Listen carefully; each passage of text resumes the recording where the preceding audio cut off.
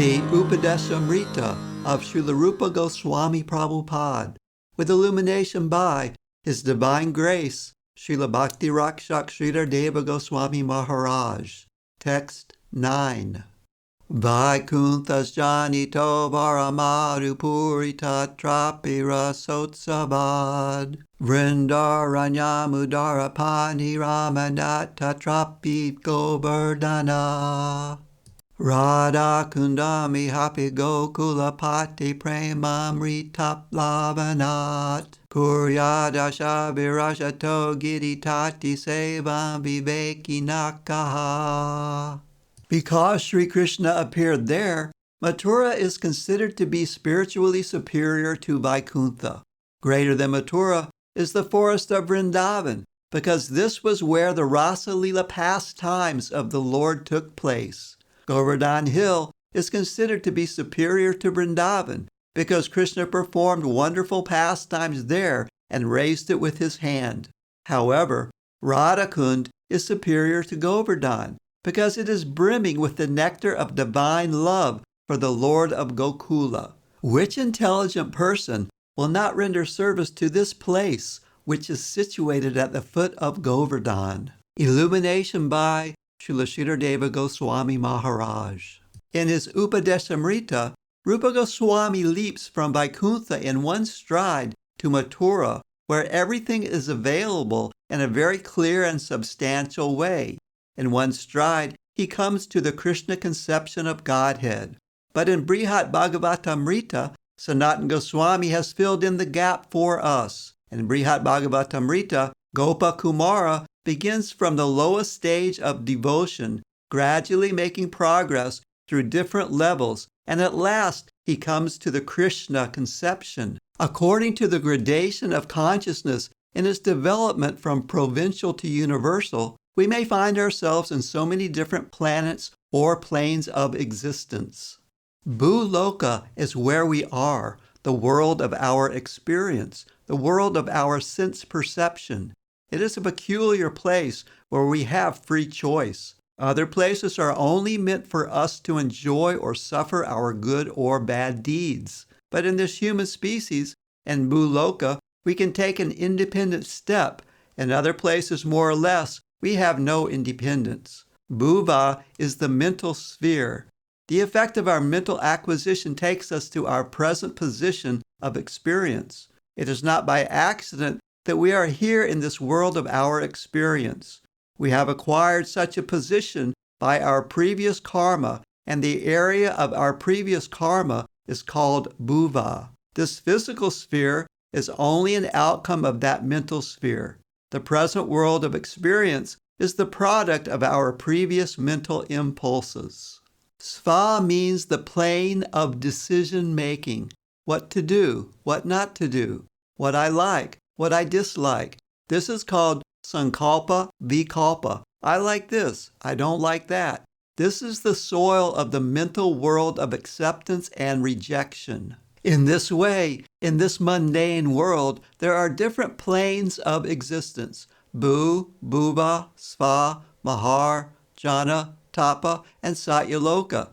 The negative side includes the 7 planes of life, from Bhuloka up to Satyaloka, where the Creator, Lord Brahma, lives. The master of the whole world of experience of the negative side lives in Satyaloka. The negative side, consisting of the combination of the 3 modes of material nature that produces this world, finishes in Satyaloka. Then begins Viraj, the verge of the equilibrium of the negative side, the last limit of material consciousness and the highest position aspired for by the Buddhists. And the verge of equilibrium of the positive side is Brahmaloka, the beginning of the land of service, the equipoised verge of the positive world aspired for by the Shankarites. Then next is Shivaloka. On that side there is Sadashiva, and he is as the master of the Maya, Vaisnavanam Jata Shambhu. There in Shivaloka, Shiva is a devotee of Narayan, representing himself as a token of service in Vaikuntha. That is the position of Sadashiva in Shivaloka. Sadashiva and Mahavishnu are almost one and the same. On that side, Sadashiva is a devotee, and on this side there is Rudra. The marginal position between the serving world and the enjoying world is Shiva.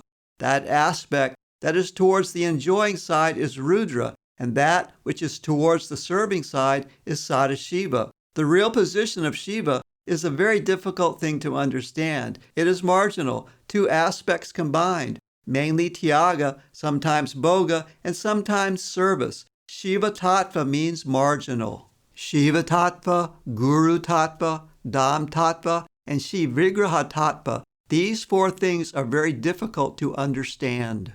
After Shivaloka, we find Vaikuntha, the land made known to the world by Sri Ramanujacharya. In that area of the Paravyoma, there are so many Vaikunthas in so many different phases of the pastimes of Lord Narayan, who resides in the center. Then there is Ayodhya with Ramachandra.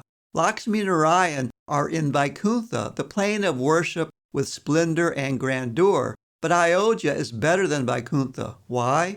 In Ayodhya, there is the first introduction of Vatsalya Ras. The variegated nature of Ananda is not to be found in Vaikuntha.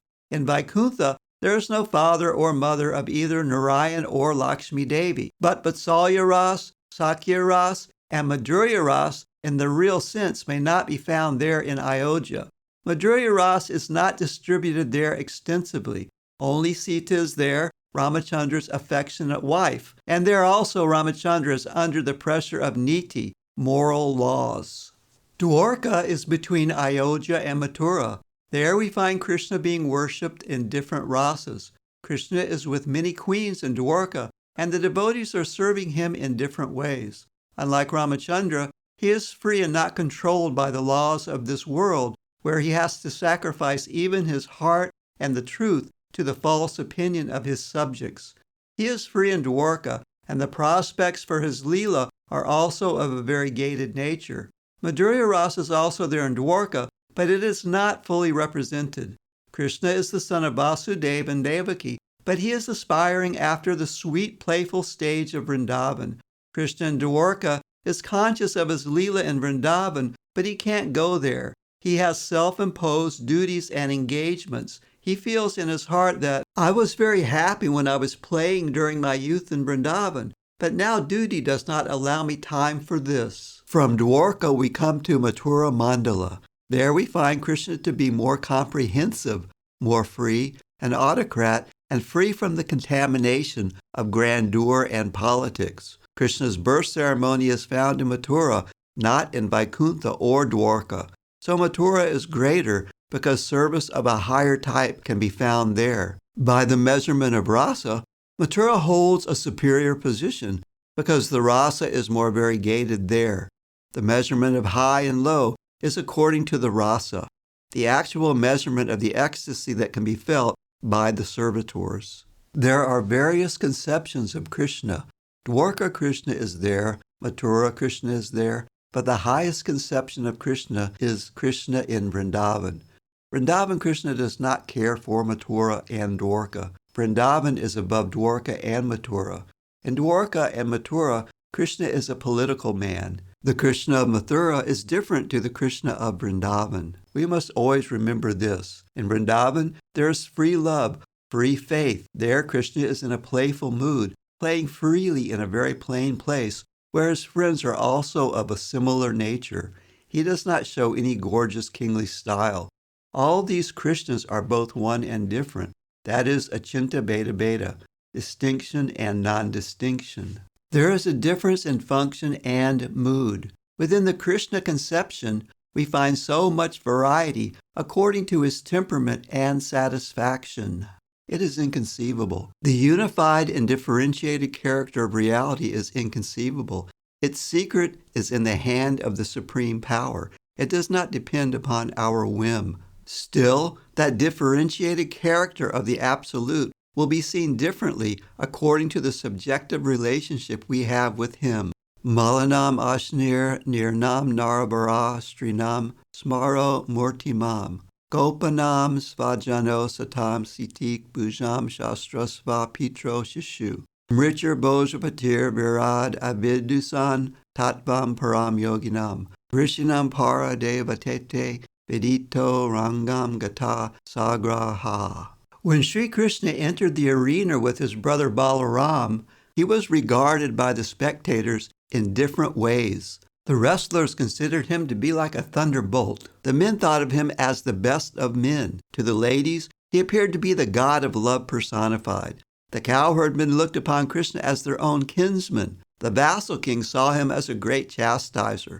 His parents saw him as their most beloved child. Kamsa, the king of the Bhoja dynasty, perceived him as death personified. The foolish saw him as the universal form. To the yogis, he appeared to be the indwelling supersoul. To the members of the Vrishni dynasty, he appeared to be their most revered lord. Srimad Bhagavatam 10:43-17. When Krishna was entering the arena to meet with Kamsa, different persons saw him in different ways. It was the same Krishna entering, but different classes of people were looking at him but seeing him in different ways. But they are one and the same Krishna. That is also possible. According to their adhikar, they saw him differently. Some saw him as a foe, some as a friend, some as their son, some as a politician, and some as a king. In this way, there were persons in different categories, and according to their own position, they were seeing him differently. Krishna satisfies everyone. Even the animals in Vrindavan become ecstatic when they come in connection with Krishna. Barhapidam natavara vapu karnayo karnikaram bibrad vasha kanaka kapisham vajayantim chamalam randran vinur adara sudayapuryan gopa vrindayir vrindaranyan svapada Ramanam Prabhishad Gita Kirti. With his head adorned with a peacock feather, blue Karnikara flowers on his ears, wearing yellow garments as bright as gold, and the Vaijayanti garland around his neck, the best of dancers, Sri Krishna, entered the forest of Vrindavan and beautified it with the marks of his lotus feet. He filled the holes of his flute with the nectar of his lips as the cowherd boys sang his glories. Srimad Bhagavatam 10:21-5. Krishna in Vrindavan differs from Krishna in Govardhan. In Vrindavan, there is free mixing by Krishna without any hesitation in connection with other camps of the gopis. That is a general rasa lila. At Govardhan, there are only selected groups. Both the camp of Radharani and Chandravali are to be found there. But our need is the exclusive group, the group of Radharani. Radhakund is only for the selected group of Radharani, not for any other. Rupa Goswami has mentioned this. Radhakund is the highest position where only Radharani and her own confidential group approach to serve Krishna, and Krishna, in his full-fledged love, comes to cooperate with her service. The highest conception of Krishna is at Radhakund.